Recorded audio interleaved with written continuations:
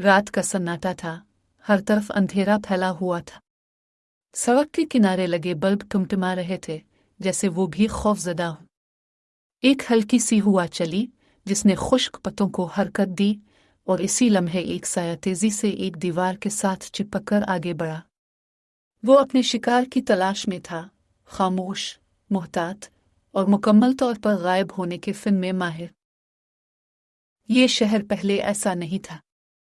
कभी यहाँ लोग रात के वक्त आज़ादी से घूमते थे, कहकहे लगाते थे, मगर अब हर कोई अपने घरों में जल्दी छुपने की कोशिश करता था। एक खौफ ने पूरे शहर को जकड़ लिया था, एक ऐसा खौफ जो किसी को दिखाई नहीं देता था, बस महसूस होता था। यह खौफ एक ऐसे कातिल का था जो हमेशा साए में रहता था और हर कत्ल के बाद एक निशान छोड़ जाता था, एक पुरस्रार तहरीर जो सबको मजीद खौफजदा कर देती थी। एक सुनसान गली में एक नौजवान की लाश मिली, जिस्म पर चाकू के गहरे जख्म थे, मगर चेहरे पर सुकून था।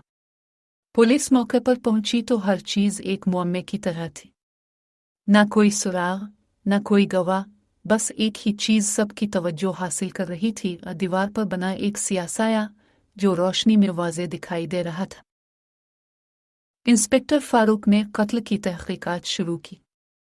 शहर में यह 5वां कत्ल था और हर बार कत्ल के मकाम पर वही अजीब सा साया देखा गया था। ऐसा लगता था जैसे कातिल अपनी शनाख्त एक पुरस्रार अंदाज में छोड़ रहा हो। इंस्पेक्टर फारूक के दिमाग में कई सवालात घूम रहे थे। अगर ये एक सीरियल किलर है तो इसका मकसद क्या है? वो कौन है? और सबसे अहम बात, क्या वो दोबारा हमला करेगा? एक राहगीर ने पुलिस को बताया कि कत्ल के वक्त उसने सड़क के दूसरी तरफ एक साया हरकत करते देखा था, मगर वो जल्दी से अंधेरे में गायब हो गया। पुलिस ने इलाके की निगरानी बढ़ा दी, मगर कातिल हमेशा की तरह किसी भी सबूत के बगैर निकल जाता था। कुछ दिनों बाद शहर के एक और इलाके में एक ताजिर को कत्ल कर दिया गया। वारदात का तरीका वही था, मगर इस बार कातिल ने एक नोट छोड़ा था। साया कभी रोशनी में नहीं आता, मगर वो हमेशा देख रहा होता है। ये नोट पुलिस के लिए एक खुला चैलेंज था। इंस्पेक्टर फारूक ने अपनी टीम के साथ इस कातिल का सुराग लगाने की ठान ली। वो दिन रात खोज लगाने में मसरूफ रहे। फारूक को एक अहम सुराग मिला। कत्ल होने वाले तमाम अफराद किसी न किसी तरीके से एक गैर कानूनी गिरोह से वाबस्ता थे। इन सब का ताल्लुक ब्लैक मार्केट, स्मगलिंग और गैर कानूनी कारोबार से था। तहकीकात मजीद गहरी हुई और फारूक को एक और हैरत अंगेज दरियाफ्त हुई। कत्ल होने वाले तमाम अफराद के घरों में एक खुफिया कोड मिला था जो एक खास पते की तरफ इशारा कर रहा था। यह पता शहर के मुज़ाफ़ात में एक पुरानी वीरान इमारत का था। फारूक ने अपनी टीम के साथ वहां छापा मारा। अंदर एक बड़ा खुफिया नेटवर्क काम कर रहा था, जहां गैर कानूनी कारोबार हो रहा था। कुछ शवाहिद से यह भी साबित हुआ कि कातिल सिर्फ कत्ल ही नहीं कर रहा था, बल्कि वो कोई पैगाम देने की कोशिश में था। फारूक को एक शख्स पर शुबा होने लगा, एक साबिका पुलिस एहलकार जो चंद साल पहले एक माफिया गिरोह के हाथों अपनी फैमिली खो चुका था। इसका नाम सलमान मीर था और वो कत्ल होने वाले तमाम अफराद को जानता था। जब पुलिस ने सलमान को गिरफ्तार करने के लिए इसके ठिकाने पर छापा मारा तो वहां उन्हें एक तहखाने में कत्ल के मजीद मंसूबे मिले। दीवारों पर कत्ल शुदा अफराद की तस्वीर लगी हुई थी और हर तस्वीर के नीचे एक नोट लिखा था। कानून नाकाम हुआ तो साया बेदार हुआ।